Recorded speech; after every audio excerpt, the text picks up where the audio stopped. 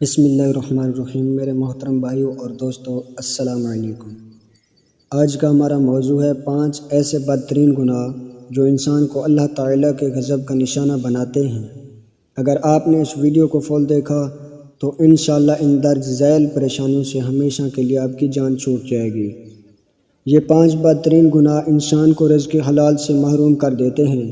ان 5 گناہوں کی نحوست کا جو سب سے بڑا نقصان ہے وہ یہ ہے کہ انسان کی کوئی بھی دعا قبول نہیں ہوتی۔ اللہ تعالیٰ دعا قبول نہیں کرتا، رد کر دیتا ہے۔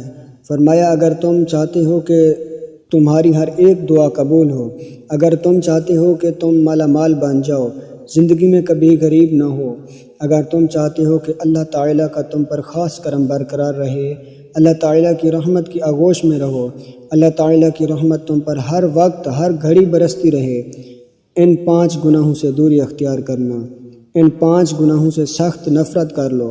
آخر وہ 5 گناہ کون کون سے ہیں؟ حضرت سیدنا علی المرتضیٰ شیر خدا کرم اللہ وجہہ الکریم کے پاس ایک شخص آیا، کہنے لگا حضرت دنیا میں کچھ لوگ ایسے ہوتے ہیں جو پیدا ہوئے تھے تو امیر تھے، مرتے دم تک بھی امیر رہے، ان سے کبھی بھی رزق ختم نہیں ہوا، لیکن دنیا میں کچھ لوگ ایسے بھی ہیں تو تھوڑے وقت کے لیے امیر رہتے ہیں، تھوڑے وقت کے لیے رزق سے مالا مال رہتے ہیں، لیکن پھر غریب تر غریب بن جاتے ہیں، رزق ان سے چھین لیا جاتا ہے۔ حضرت مجھے بتایا جائے کہ وہ کون سے ایسے بدترین گناہ ہیں؟ حضرت علی رضی اللہ تعالیٰ عنہ نے فرمایا، اے انسان 5 بدترین گناہ ایسے ہیں جو انسان کا رزق ختم کر دیتے ہیں۔ نمبر 1، سود کھانا۔ رسول اللہ صلی اللہ علیہ وسلم کے پاس حضرت جبرائیل علیہ السلام حاضر ہوئے، عرض کیا رسول اللہ صلی اللہ علیہ وسلم، اللہ فرماتا ہے جو لوگ سود کا کاروبار کرتے ہیں، جو لوگ سود کھاتے ہیں اور دیتے ہیں، جو دنیا میں سود کا کاروبار کرتے ہیں، ضرورت مندوں کو، مجبور لوگوں کو 1 روپیہ دے کر 2 روپے وصول کرنے والے لوگ کل قیامت کے دن اس حال میں اٹھیں گے کہ ان کے چہرے مشق کر دیے جائیں گے۔ میرے نبی نے فرمایا، لوگوں کیا تم میں سے کوئی اپنی ماں کے ساتھ گناہ کرنا پسند کرتا ہے؟ لوگوں نے کہا ہرگز نہیں، آقا ہمیں اس گناہ سے سخت نفرت ہے۔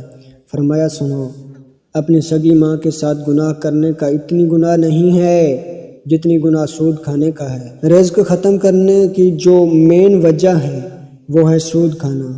حضرت شیخ سعدی رحمۃ اللہ تعالیٰ علیہ فرماتے ہیں، میں ایک نیا مکان خریدنا چاہتا تھا کہ ایک سود خور شرابی میرے پاس آیا، کہنے لگا حضرت یہ جو مکان ہے بڑا ہی نرالا خوبصورت عالی شان مکان ہے، یہی آپ خرید لیں، میں بھی اسی محلے کا رہائشی ہوں، میں آپ کا ہمسایہ بن جاؤں گا، آپ نہ تو کسی سے پوچھیں نہ کسی سے مشورہ لیں، اس مکان میں کوئی بھی عیب نہیں ہے۔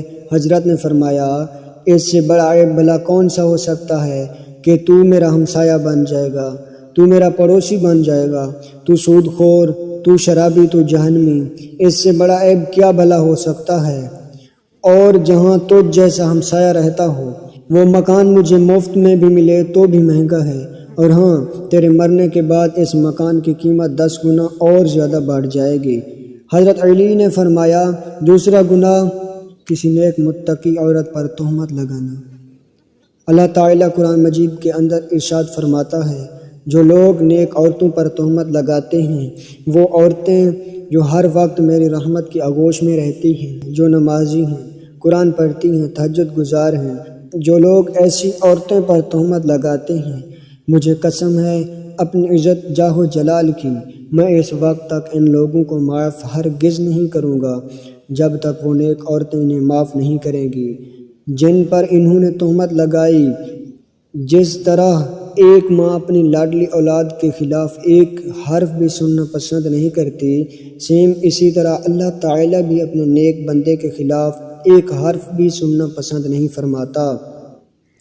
حضرت سیدنا عیسیٰ کے پاس بوڑھیا عمر رسیدہ خاتون آئی، کہنے لگی حضرت میں کافی دور سے آئی ہوں، میرا ایک شوہر تھا جس سے میں بڑی محبت کیا کرتی تھی، بڑا پیار کیا کرتی تھی، آج سے 30 سال پہلے میرا شوہر فوت ہو گیا ہے، اس کا انتقال ہو گیا ہے، اب روزانہ میرے خواب میں آ کے کہتا ہے ایک بار آ کے قبر کھودو، میرا چہرہ تو دیکھو۔ 30 سال پہلے مرنے والا میرا شوہر، جس سے میں دل و جان سے محبت کیا کرتی تھی، وہ روزانہ میرے خواب میں آ کے کہتا ہے ایک بار آ کے میری قبر کھودو، میرا چہرہ تو دیکھو۔ حضرت میں کافی دور سے آپ کے پاس چل کر آئی ہوں۔ حضرت عیسیٰ علیہ السلام نے فرمایا آؤ چلتے ہیں تیرے شوہر کی قبر پر۔ قبرستان چلے گئے۔ حضرت نے پوچھا بتا تیرے شوہر کی قبر کون سی ہے؟ کہا یہ قبر ہے۔ حضرت عیسیٰ علیہ السلام نے دونوں ہاتھ اٹھائے، تھوڑی دیر کے لیے روتے رہے، دعا بھی کرتے رہے۔ خشیت الہی کے بعد دعا کرنے کے بعد حضرت نے قبر کی طرف اشارہ کرتے ہوئے کہا اے قبر کے اندر سونے والے، اللہ کے حکم سے کھڑا ہو جا۔ ایک دم قبر پھٹی۔ قبر کے اندر سے ایک ایسا انسان کھڑا ہوا جسے دیکھ کر اس بوڑھیا نے ایک چیخ ماری، زمین پر گری اور بے ہوش ہو گئی۔ اس صورت کا ایک انسان کھڑا ہوا کہ اس کا بدن تو انسان ہی تھا، اس کی صورت مسخ کر دی گئی تھی۔ عورت بوڑھیا بے ہوش ہو گئی۔ تھوڑی دیر بعد جب اسے ہوش آئی تو حضرت عیسیٰ علیہ السلام نے اس شخص سے پوچھا جس کا چہرہ مسخ کر دیا گیا تھا، پوچھا نادان، تو دنیا میں کون سا ایسا گناہ کیا کرتا تھا جس کی وجہ سے تجھے اتنی بڑی سزا ملی، اتنا بڑا عذاب ملا، تیرا چہرہ مسخ کر دیا گیا ہے؟ اس نے کہا حضرت بس ایک عادت کی نحوست نے میرے چہرے کو مسخ کر دیا ہے، ایک گناہ کی نحوست نے میرے چہرے کو مسخ کر دیا ہے۔ کون سی عادت، کون سا گناہ؟ کہتا ہے میں نیک عورتوں پر تہمت لگاتا تھا، نیک عورتوں پر لگائی گئی تہمت نے میرا چہرہ مسخ کر دیا ہے۔ کل قیامت کے دن بھی میں ان لوگوں کے ساتھ اٹھایا جاؤں گا جن کے چہرے مسخ کر دیے گئے ہیں۔ حضرت علی رضی اللہ تعالی عنہ فرماتے ہیں تیسرا گناہ اللہ تعالیٰ کے ساتھ کسی کو شریک ٹھہرانا، اللہ تعالیٰ کے ساتھ کسی کو شریک ٹھہرانا، شرک کرنا۔ میرے نبی صلی اللہ علیہ وسلم نے فرمایا صحابہ مر جانا، مٹ جانا، ٹکڑے ٹکڑے ہو جانا، پاش پاش ہو جانا، شرک نہ کرنا۔ قیامت کے دن اللہ تعالیٰ اگر چاہے تو زمین و آسمان کے برابر جتنے گناہ کرنے والے لوگوں کو بخش سکتا ہے، مگر سنو شرک کرنے والے کو اللہ تعالیٰ کبھی بھی نہیں بخشے گا، مشرک انسان کبھی بھی نہیں بخشا جائے گا۔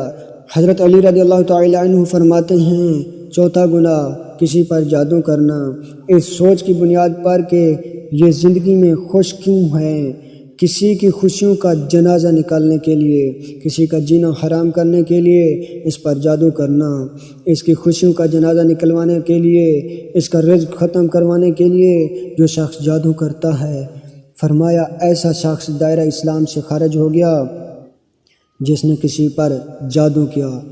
جب وہ مرے گا ایمان کی حالت میں نہیں مرے گا، مسلم بن کر نہیں مرے گا۔ جب وہ مرے گا روح نکلنے سے پہلے شیطان آئے گا، کہے گا بیٹے میں تیرا باپ ہوں، دیکھ تیرا دادا یہودی بن کر مرا، تیرا پردادا یہودی بن کر مرا، بیٹے تو مسلمان بن کر کیوں مر رہا ہے، کیوں جا رہا ہے؟ تو بھی یہودی مذہب قبول کر کے جا، تو بھی یہ خود ہی مذہب لے کے جا۔ الغرض یہ شیطان کی باتوں میں آ کر یہودی مذہب قبول کر کے اس دنیا سے دفع ہو جاتا ہے۔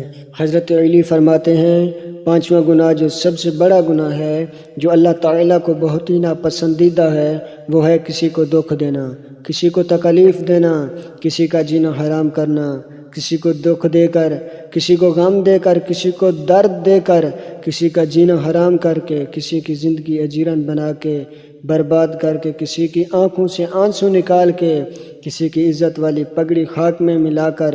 تجھے کیا لگتا ہے کہ تو ساری زندگی ایسے ہی مسکراتا رہے گا؟ نہ بندے، بس وقت کے الٹنے کی دیر ہے، تیری باری بھی دور نہیں، اس لیے کہ زندگی کے کسی نہ کسی موڑ پہ اب تک یا آخر بھگتنا ہی پڑے گا۔